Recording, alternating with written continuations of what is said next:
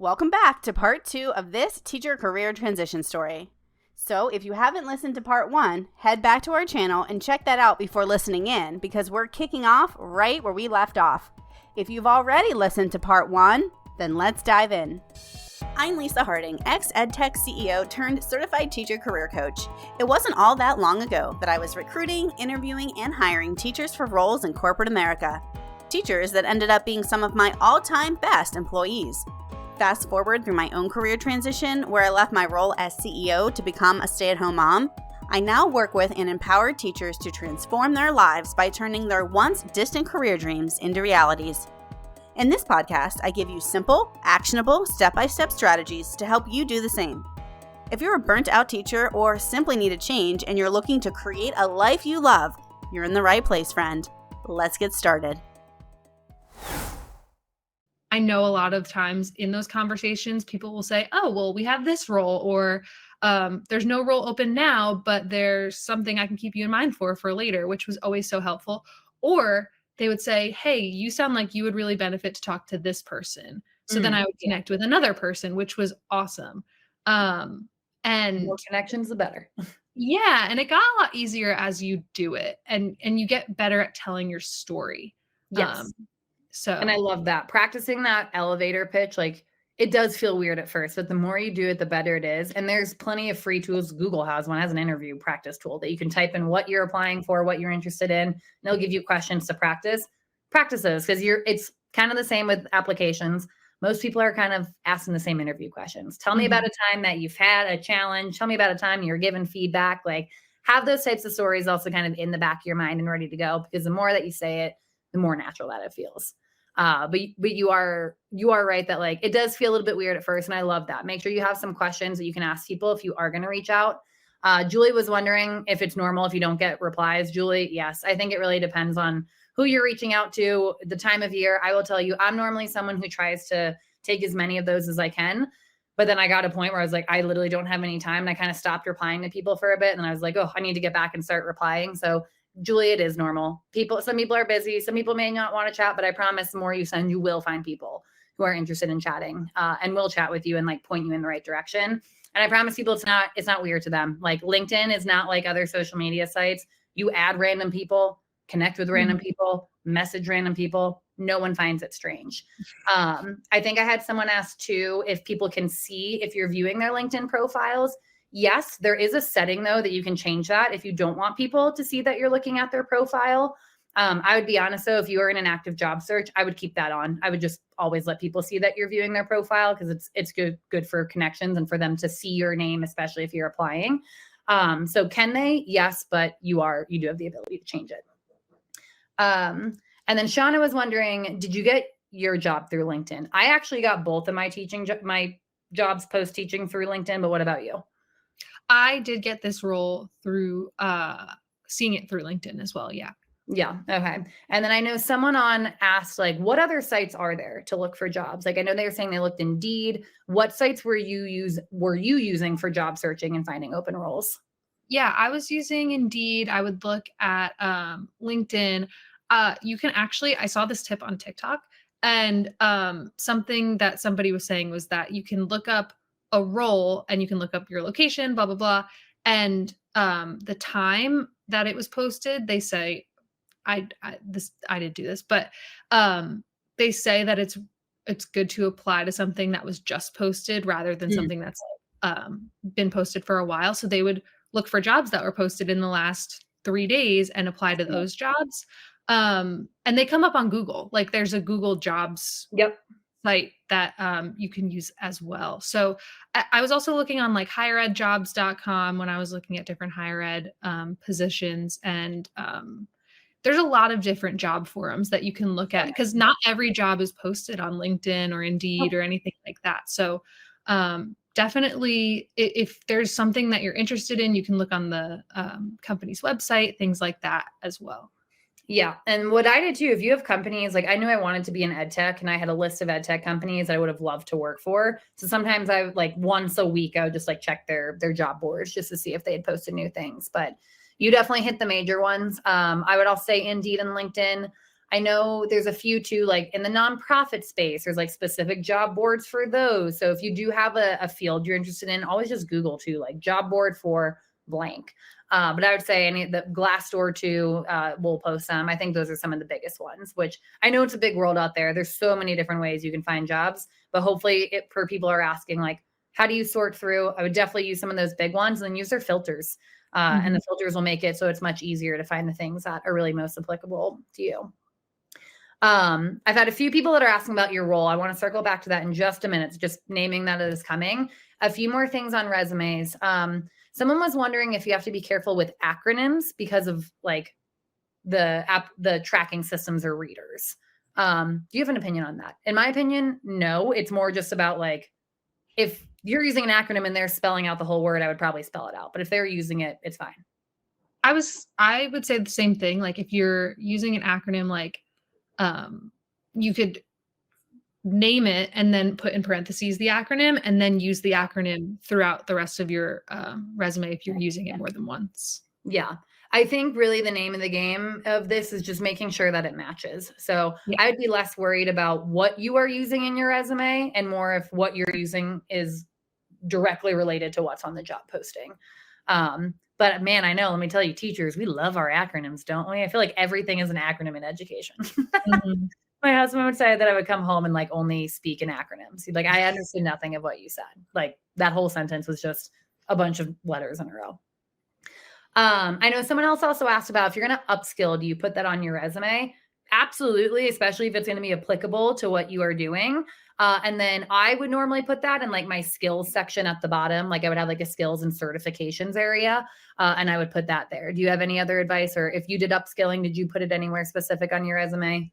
I actually put it right under where, so I had my name, everything on the top. Then I had like a little blurb on the top just because I was transitioning. So like just to explain a little bit, people have that. Some people don't. It's not a big deal. But if I would then have like my most recent experience and then I had my education. And then under the education, I would put like the courses that I took to upskill.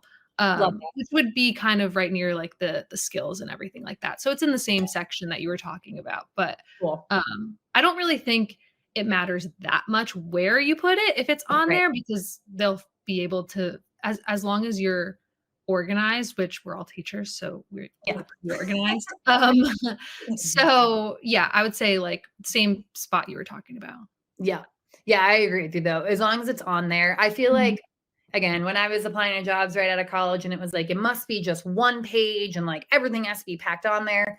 We're like kind of past that. Again, we have like technology, we have screeners. Like it is easier for people to skim through a resume and get a pretty quick idea of who you are. And also please feel free, like I would not submit a 6-page resume, but if your resume goes on to the second page, if you've been working, teaching, et cetera, for a while and you need 2 pages, that is completely fine. That is like not a no-no anymore.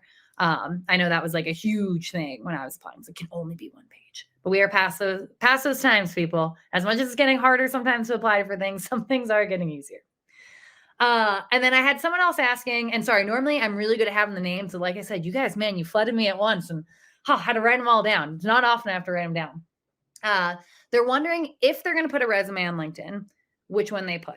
My opinion is that I actually wouldn't put my resume on LinkedIn. I would let my profile kind of act as that resume and make it more broad. The resumes I upload, I would have for like my specific lanes. And then those are the ones that I would be popping out. What are your thoughts on that?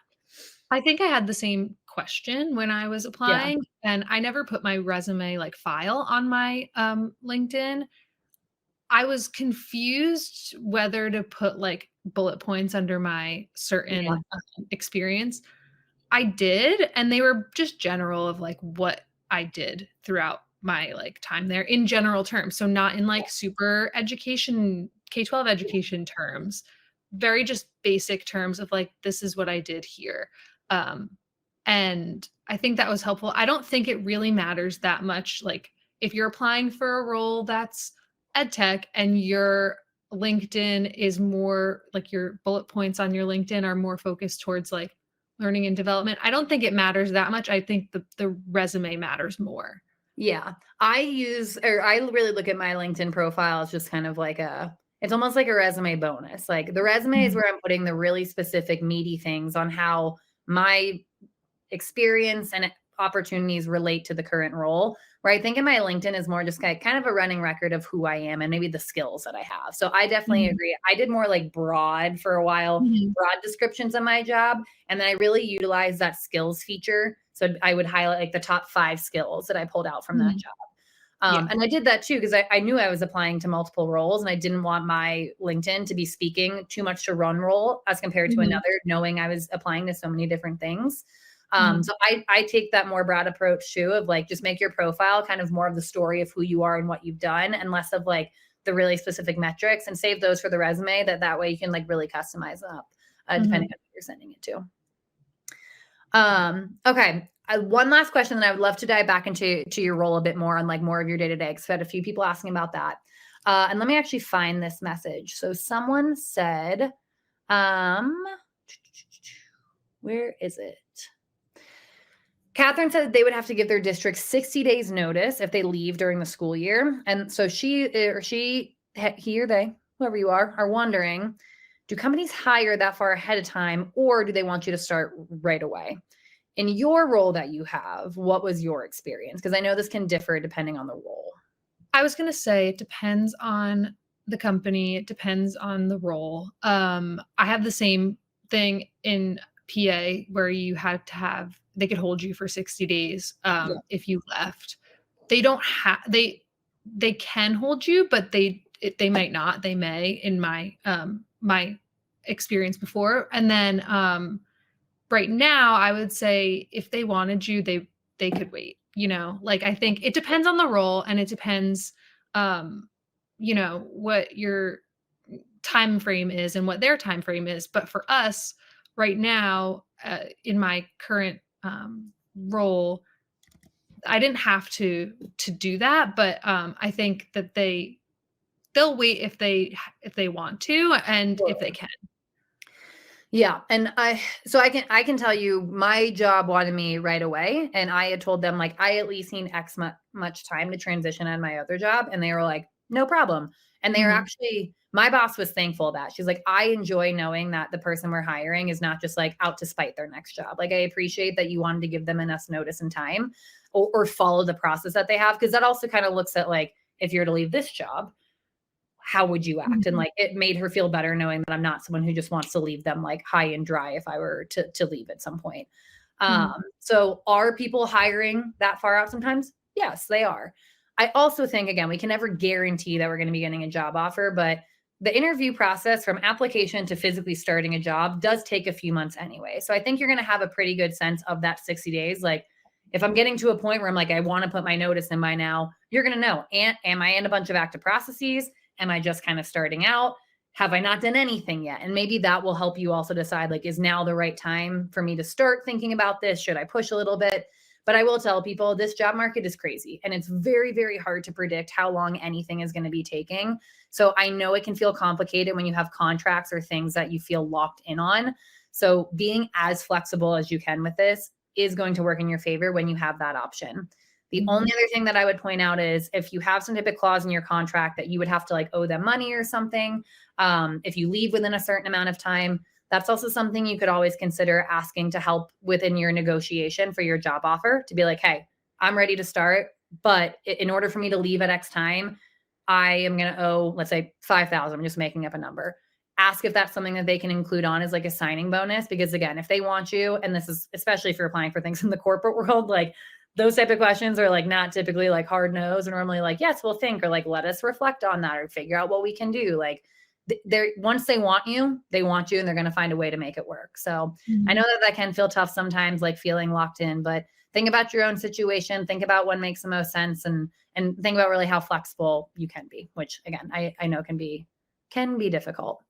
Fran is wondering how long it took for you to land the job you have now. So from like applying to starting, what was your time frame like?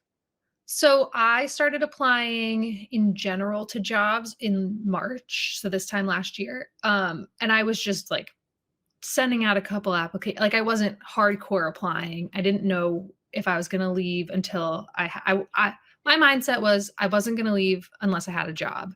Yeah. Then June came and I didn't have a job, but I was like, I cannot come back. So I left with the clause of like getting paid over the summer with the way that our district did our pay period and everything like that. But I started interviewing for my specific job in the end of July, and I didn't start until the end of September. So the process can be long. Yeah. It just depends on, like we said before, the role. And I would say the interview process was pretty quick. Today's episode is sponsored by the Teacher Career Transition Academy.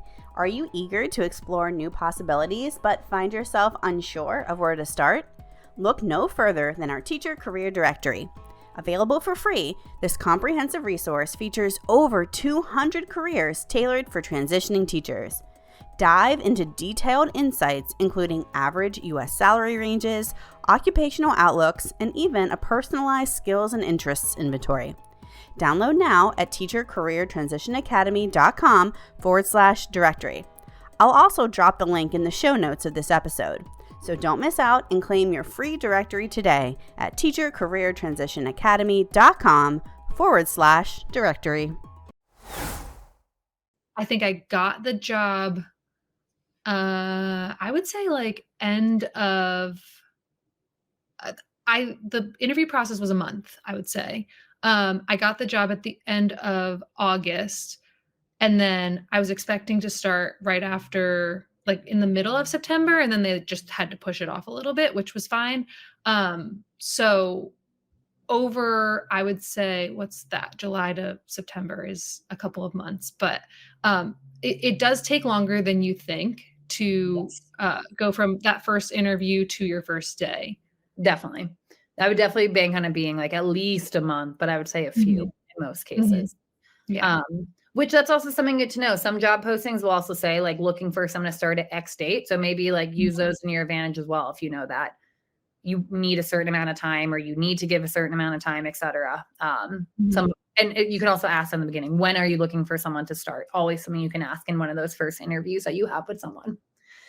Okay. I want to dive back into your role. And then Nate, I do see your question on here. I will definitely try to get to that before the end. And then just another quick plug. Julie asked if we could both share our LinkedIns. I never mind sharing mine. Danielle, totally up to you if you'd like to share yours. I dropped mine in the chat. And yes, people connect with us. That is the point, because then you have the first connections, the second connections. Those do make a difference. So I know it seems weird. I will accept anyone. It is not like my other forms of social where I keep that locked up. I will truly add anyone on LinkedIn because that's just kind of how it goes on that platform. All right. Yes, Jackie, you are right. State jobs and higher education can also take forever. Certain industries are like also known to take longer, like the government, for example. We interviewed someone who works for the government. That took like 6 months for them. So a lot of it can be, it varies based on what you're looking for. All right, Danielle, tell us more about your role. So I think people are really looking to hear a little bit more about like your day-to-day. On an average day of work, what are you doing every day? And then I know I also had some people that were looking to really hear how it's different than like your formal classroom teaching. Yeah. So I would say day-to-day looks a little bit different every day, which was kind of what sold me on the job, is because I didn't want to be doing the same exact thing every single day. I wasn't used to doing the same exact thing every single day, especially as a special ed teacher. But first when I get to work, checking emails, and then just depends on how I structure my day, which is crazy to me outside of being a teacher, because your day is just given to you as a teacher. And now it's, okay, I have these tasks. What am I going to do to make sure that they're done by the time they need to be done? So I love making my calendar like my own little schedule, because especially in this big thing. So I schedule out my day, whether it's sending out emails to new hires, or if it's working on, another training that we're going to be doing in the next couple of weeks, learning some of the material. Making the slides is my favorite part. And then what's like, also taking time to just take a break, like going to get some coffee at your little like coffee machine, or walking around a little bit. Like it shocked me, and it still does, how much time I can like decompress a little bit. And I would say like, we were talking about this before, but I would say like my brain is still teacher mode. I'm not fully a year out yet. And so I still operate in the way that like, especially when I started my job, I would operate in the way of, you know, I need to be busy 24/7 or I'm not being productive. Right. And that's just not true. And I Totally. think that I learned, and I'm still learning, that like you don't have to be doing something all the time to be productive. But some days also consist of doing trainings. And I remember when I first started, my manager was like, the days that we do trainings, because sometimes they're like 3-hour trainings, she's like, they're really exhausting and like you can take the rest of the day to yourself. And I was like, what? For 3 Like, hours of teaching? yeah, right. I was like, wait, Isn't that what? great? And I was worried. I'm like, I'm gonna lose my like ability to just like be on all the time. But like, you don't have to be on all the time. And like, It's people lovely. outside of education like don't do that all the time. So I think for me, like, I love being able to make my schedule. I do have days that are a lot more busy than others. Sometimes Totally. I have days that are less busy than others. And I think that it's still something I'm getting used to, but Yeah. I'm enjoying trying to figure out still what works the best for me. Yes. I hope that answers the question of the day to day. I think it does. And you also kind of talked about some of the things people didn't think about. Like you said, you have time to decompress during the day. Jackie, using the bathroom, guess what? You can use the bathroom whenever you want when you're not a teacher. That was You can crazy. eat whenever you want. You can do whatever you want. I work from home. I do laundry in the middle of the day. I'll do dishes in the middle of the day. Like crazy. It's like the things that most people probably take for granted, if I'm being honest, in their job. But when you're a teacher and you just like have that extra time to even like you said, sit for 5 minutes and just be like, whenever you would like those 5 minutes to be, not like because this is my prep period and my kids are at specials right now. Like you actually are given that time, which is so important for like, I know it was at least for my overall mental health and just like allowing myself also, like you said, being okay and allowing yourself to take those breaks and to decompress is very important. I guess one question I have about your day to day, in your role, are you also delivering the trainings or are you only preparing them? I'm doing both. So our training and development team is 2 people right now, and she's just training me basically to be the one person. So I'm in higher ed and there's a lot with that, but I think a lot of it's similar to education where you do a lot of wear a lot of hats. So I'm preparing the training, I'm delivering the training, and I'm also like doing the online trainings where I'm like creating those as well. So it just depends on the day of like, is it a day that I'm doing a training? Is it a day that I'm facilitating orientation? Is it like a day that we're just working on, learning the material and things like that? So a lot of the stuff. Yeah.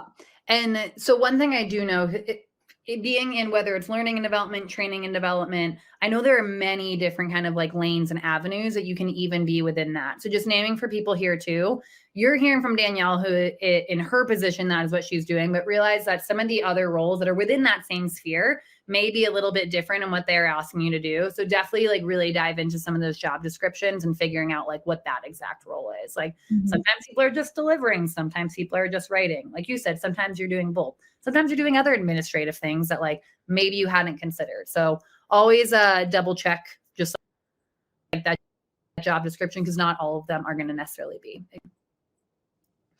Okay, I know I had one from I think it was at some point, and then if there's any other questions, I know we're just over, so send them in, and if I need to answer them, I absolutely will, at least via chat. He was asking about having like on your resume, having bullet points that speak towards actual like metrics. Let me just pull up exactly what he said. Some current guidelines suggest posting specific quantifiable achievements on a resume, such as like, I improved sales by 15%. As a teacher, most of it's student related. So how should they add those metrics so they realize that they're not taking a risk? That's a really good question, Nate. I can speak to what I did. I'll let Danielle. Actually, Danielle, why don't you go first? So like I said, I know we're at time here, so I want to make sure I'm respecting your time. Then I'm happy, Nate. It's Nate. There's an E there. I can give you my answer too. So Danielle, how did you go about, or did you include like more specific data points on your resume? I talked a lot about, like, for my metrics, I created long-term training plans for a certain amount of, cases, or I don't know Yeah. how exactly I worded it, but, and that was my IEP writing, is what I based that off of. So it really Okay. just depends what you're applying for, and how you can match that towards the job that you're applying for. Because you don't want to have a metric that doesn't really matter that much in Right. what you're applying for. So, like, as a teacher, like you're saying, most of your data is student related. If there's metrics that you can think of with that would relate to the job that you're applying for, definitely, I think it's helpful. Like for me with, training and development, it was created 20 annual long-term training plans for I don't remember how I wrote it. Or I worked with 5 subject matter experts across 5 different departments. And those were the different numbers that I would put in there. But it really just depends on what you're applying for. Totally. I would say if there's at least a bullet point about like that you're data driven, there's always something that you can at least do to be like, I use student data to then improve outcomes by X%. Like that's one that automatically speaks today. Think about like if you did like an intervention, identified X students and grew them by X%. I know for myself, the metric that I put was that I hit my goal of getting at least 80% of my students to increase their reading skills by 1 year. And then I talked about like, I think the intervention process and how I use my data to make sure that I was going to hit that goal at the end of the year. So talking more to it like that. So I definitely agree with you, Danielle. So I think it's more just thinking about how can you more relate that type of task to what they're doing. But there is definitely ways to take the data that you absolutely already have with that is related to students and still related to even something that a salesperson could look at and be like, oh yes, that same process relates exactly to what we do here at sales. Okay, awesome. One last question here. Rachel, perfect timing to get that one in there. Danielle, did you keep your teaching certification active? That's a good one. So mine is currently active because I just left the classroom last year. I'm looking at keeping it active just because I want that option just in case anything were to happen. And that would just be through like doing some different in my state, it's Act 48 hours where you're just like continuing ed hours. So I'm looking into continuing that. I have a couple of years until my teaching certification lapses, but I'm keeping that option open. I don't know about you, but that's kind of what I'm doing. Yeah. I was in, my boat was weird. My certification was ending when I decided to quit. And I'll tell everyone, I quit without having a job. I planned my entire wedding over my summer break without realizing that the summer I was going to get married was also the summer that I was going to leave teaching. So I was like, I had a 5-week honeymoon. So I was like, it's summer break. I'm doing what I want. Mm-hmm. I couldn't even start applying to things until after I got back from my honeymoon. I like fully quit with like no plan, not even having had applied to things yet, not even in an active process. And then it took me at that time frame about 2 months, which was very fast to get a job, I will name. And it was, I think, 2 years ago now. I got to a point, like I got back from my honeymoon and was like, I got to start applying to jobs. Oh my goodness, what am I going to do? And because I was concerned about just like not knowing where things were going to go, I did re-up my certification because I had to make the choice in that moment. And I had all of like the PD hour thing that I needed in order to do that. So I did. Have I thought about using it? Not a single day since I have renewed it. And I will tell you that I got my job interview for the job I ended up taking, like literally the day after. They're like, all right, you re-upped your certification. And I ended up like getting a job. So did I? Yes. But in hindsight, not that I wish I didn't, I just don't plan on using it because now that I'm in this role, I know that even if like this role that I am in is not necessarily my forever role, which I do very much enjoy it right now, I know that I am happier doing the types of roles that I am now. And if I still later down the road wanted to go teach, my mom is a teacher and she said, teaching will always be there. Yes, you may have to go re-up and maybe have to do some hours. So that was my approach. I did do it. In hindsight, really didn't need to. And if I really wanted to, I know that I could figure out how to get back in the classroom. Like, let's be real, there's going to be a need for teachers as life keeps going on. So That is how I personally handled it. But I might have done things differently now that I'm looking back. But I was also in a place where I like had to renew mine or not. So I did it. Amazing, everyone. Thank you so much for your incredible and just like very in-depth and thoughtful questions. I know some people here tonight were also saying like, Danielle, you have given people hope and your story has really inspired people. Like, I resonate with what you're saying and I feel like I am in your shoes. So like hearing from someone else who has made that transition, I know that it feels good. And like I said, your transition is going to be a ride, my friends. Like you're going to have highs and you're going to have lows. And when you hit those lows, I know you're going to be like, maybe I shouldn't do this. I want you to always root back and remind yourself of like why you're making this choice and realize that at some point it will work out. It may not be in the time frame you want. It may not even be in the lane that you expect. I'm a firm believer that everything happens for a reason. So even you joining tonight, that was an intentional choice that you made, and give yourself a pat on the back for even being like, I'm thinking about taking that first step. And when you fully committed, like feel good about that. So Danielle, thank you so much for coming in. Your insights were so amazing. Like I know you and I chatted briefly before this, but I feel like everything that I would have wanted to say, it's just like everything that you said, you handled your whole process perfectly right, especially in a field that so many teachers want to go to. So thank you. So happy for you and your journey. And just thank you for joining us and sharing that with us today. I know how helpful it was for everybody here. Thank you. Thank you so much for having me. Well, friends, that concludes another inspiring teacher career transition story. Whether you're left feeling certain that this career path is your next calling, or you can cross it off your list, I know you're walking away with valuable insights to take with you. If you want to access even more stories like these, there's an entire library of teacher career transition stories within the Teacher Career Transition Academy under the Career Exploration module of the program. If you're interested in learning more about the Academy, I'll drop a link in the show notes. And don't forget to check out our podcast channel for other great advice from our coaches and experts. Until next time, remember friends, the journey is just the beginning. Embrace the adventure.